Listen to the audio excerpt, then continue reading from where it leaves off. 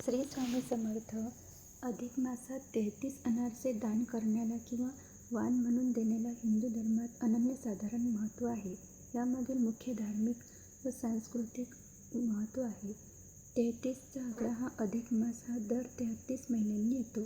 तसेच हिंदू धर्मात 33 पितृदेवता आहेत. 33 अनारसे दान केल्याने सर्व देवतांना आपण यथोचित सत्कार करून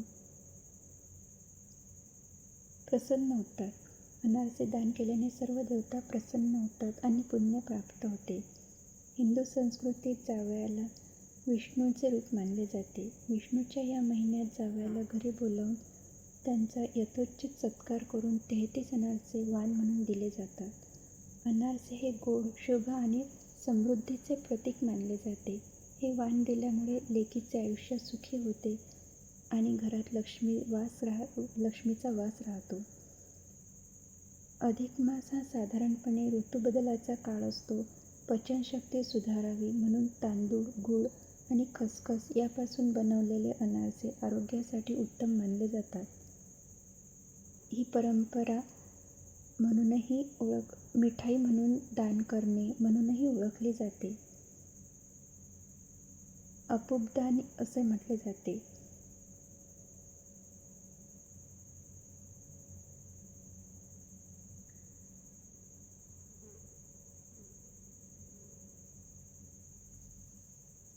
अशा प्रकारे आपण हे घरी बनवलेले अनारसे आहेत.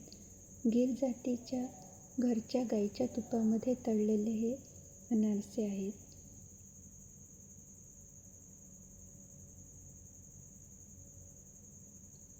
अनारसे स्वतः बनवणार आहात किंवा तयार खरेदी करणार आहात तर मला नक्की कळवा.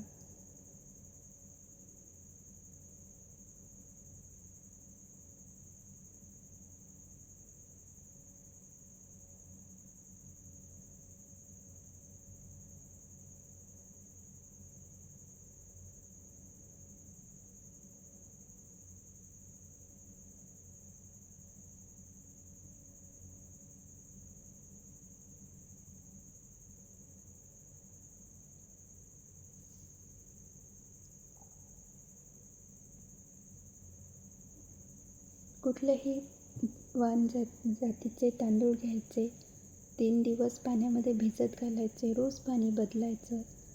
त्यानंतर तांदूळ पाण्यामधनं बाहेर काढून सुती कापडावरती वाळत टाकायचे सावलीमध्ये. नंतर मिक्सरला बारीक करायचे.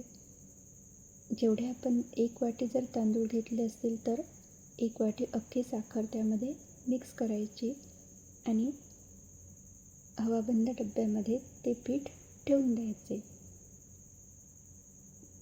2 किंवा 3 दिवस ते पीठ ठेवायचं. नंतर अनारसे करायला घ्यायचे. जेव्हा आपण अनारसे करायला घेणार तेव्हा आपल्या तळहाताला थोडं दही लावायचं आणि ते पीठ खूप छान मळून घ्यायचं. त्यानंतर लगेच आपले अशा प्रकारचे अनारसे तयार होतील.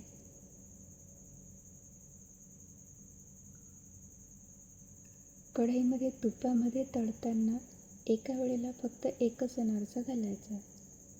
गॅसची फ्लेम खूप हाय पण नको आणि खूप स्लो पण नको. मीडियम फ्लेमवरती अनारसे तळायचे.